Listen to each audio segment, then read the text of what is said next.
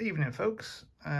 Just a quick update for you all as to why there's been not a huge amount of activity on my channel the last couple of months. I have been busy, but not quite directly on the car.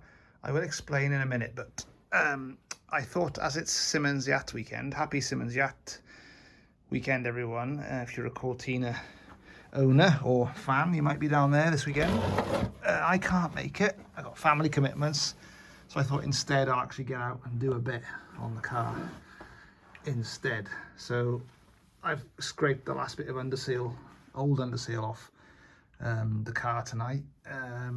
The A-pillar and the front driver's side wheel housing. Anyway, I'm very happy with what's underneath. I thought I'd find some rot somewhere, but none. It's completely solid. The worst bit is up there, in there. See if I can get you in there. But I think that'll come good with with a sander or with a sandblast. I might have to use the sandblaster in there.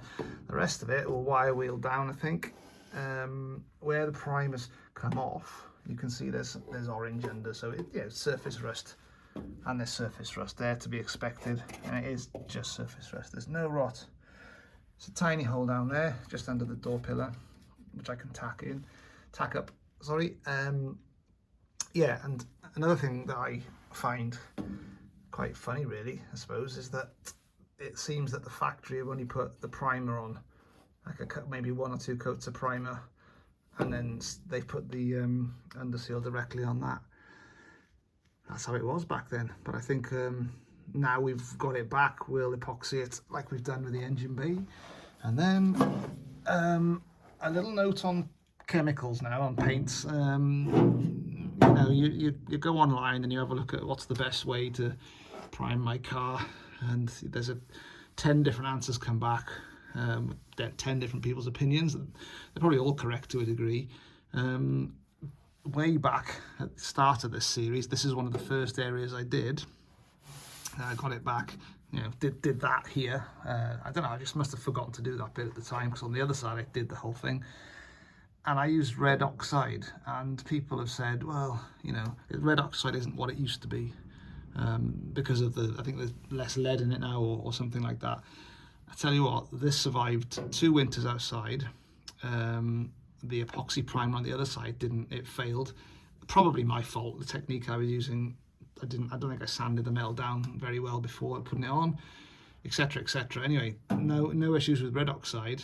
It's done its job. It's protected this whole panel very well. It's very nice. But what I have noticed tonight is that if I can get this to, can you see the bubbling there? See? And I haven't had any heat on the car in the engine bay. I haven't done any welding in this area. Possibly a polydisking, yes, on the engine bay. I'll show you what I mean. In here, we've done polydisking to get the old paint off, yes, and a bit of sandblasting, but that could have blistered it. It's unlikely to have got that hot. And there's other. It's in there as well. See, there's a blister in there, bubbling. None on this panel. But what I'm trying to say is, I kind of agree. Maybe there are more advanced paints now, primers.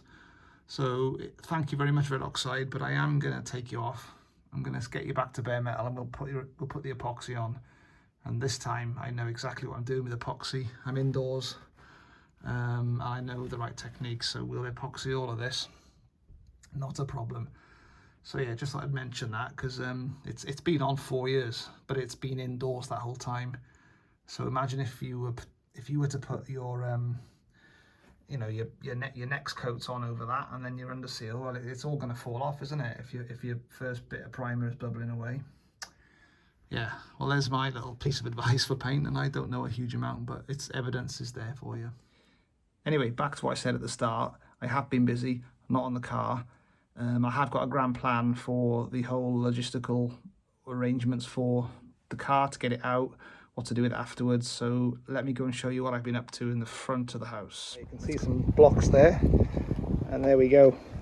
I've been building a wall. It's been taking up my time.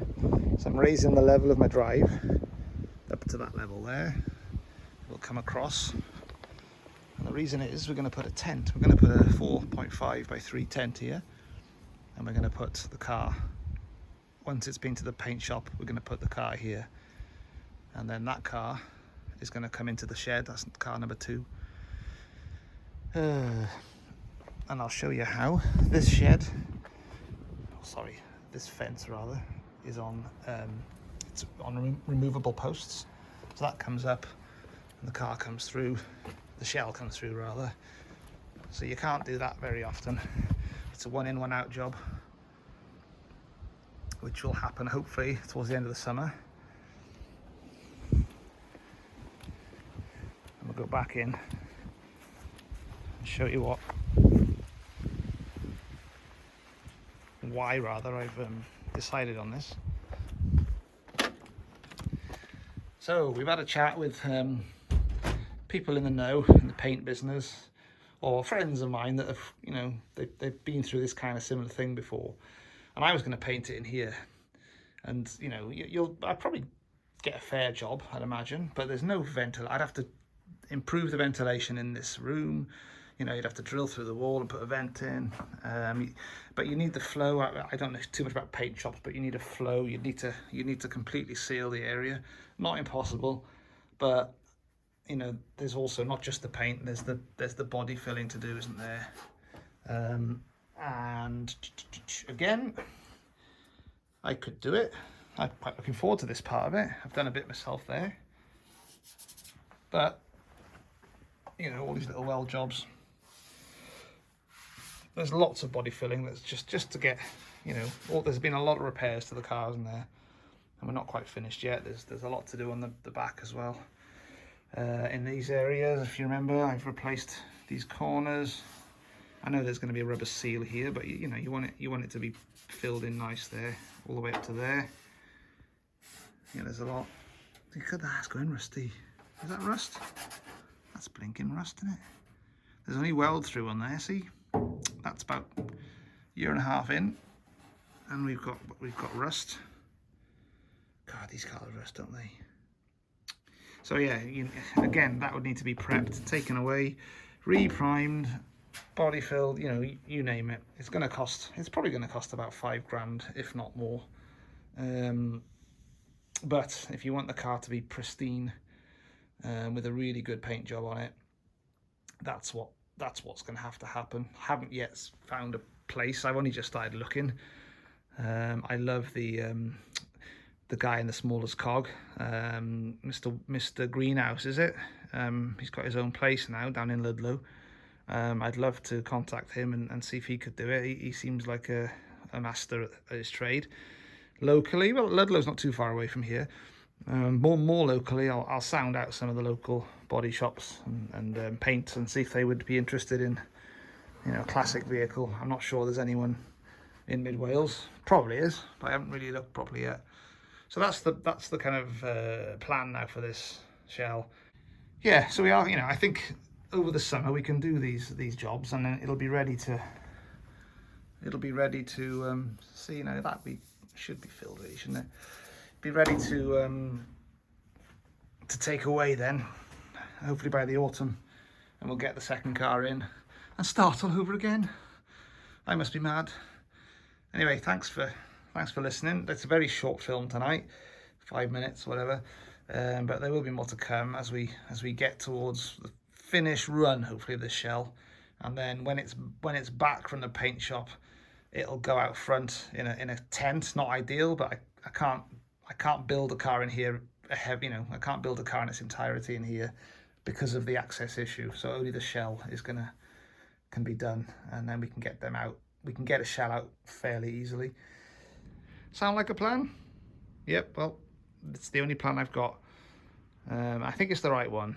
I think had I painted it in here, put it all together in here, we wouldn't have had such a great finish, no doubt about it. I'm no painter, never painted a car in my life before. Yeah, and also getting the vehicle out would have been a lot more difficult. We'd have had to get you know, scaffolding framed because there's a slight deviation in the levels between the two houses out there. So it's not ideal at all for that reason, and for that reason I've decided to do what I'm doing.